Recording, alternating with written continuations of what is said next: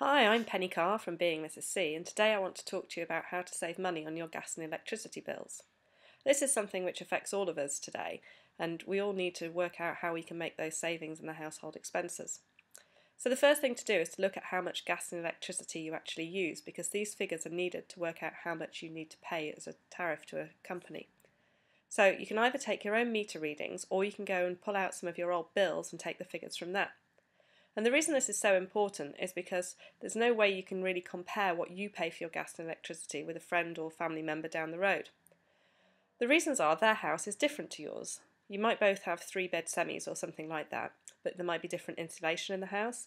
It's also your lifestyle.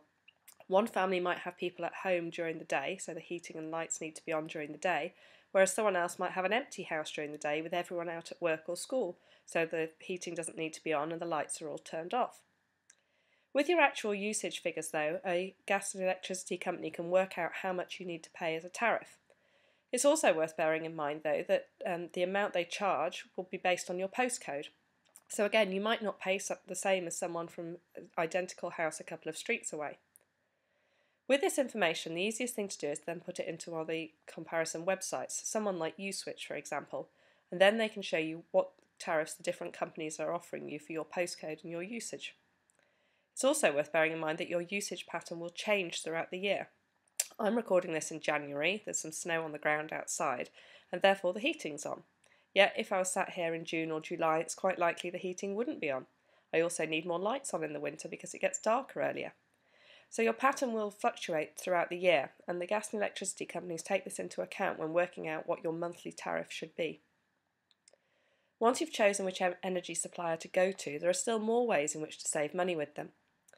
Firstly, if you become what's called a dual fuel customer, so to get your gas and electricity from the same provider, then you'll get a discount from them. And the reason they do this is simply because it's like having two customers, however they've only got the admin overhead for one, so they give you a discount. Other ways to save money with them is also to opt for what's called paperless billing. So this is where you get all your monthly bills done over email, and you can log into the company's website and submit meter readings, view your bills at any time, that kind of thing.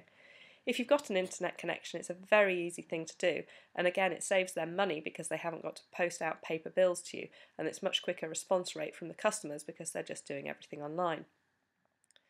Another way of saving money is to opt to pay by direct debit. From the electricity and gas supplier's point of view, this means that the income they get from you almost becomes a guaranteed thing every month. It's rare that a direct debit fails unless there is insufficient funds in your bank account. So that's much easier for them than having to cross their fingers and hope that you're going to send them a cheque for that quarter's bill. It's also easier to budget if you're paying by direct debit because you know the same amount of money will go out of your bank account every single month. Therefore, you can plan ahead for the whole year.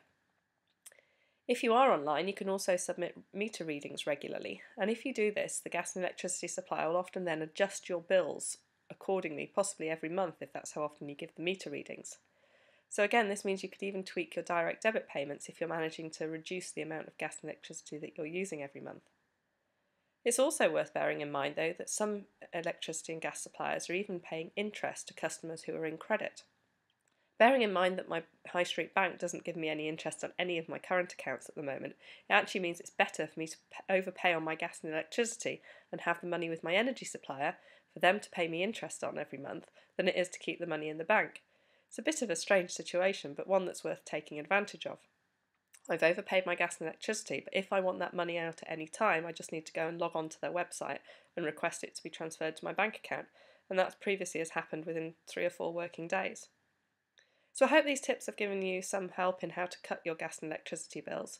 Good luck with that, and in the future I'll be coming back and giving you some more tips as to how to reduce your gas and electricity consumption as well. Thank you.